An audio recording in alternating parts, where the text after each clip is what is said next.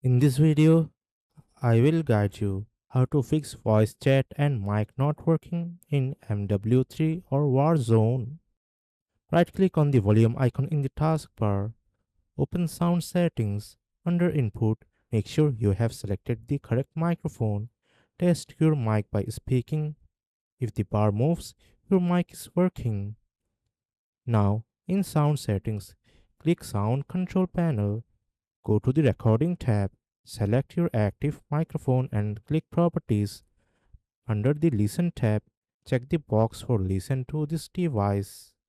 Go to the levels tab and increase the volume. Set it to around 80 for best results. Click OK to save changes. Now, launch Modern Warfare 3 or Warzone.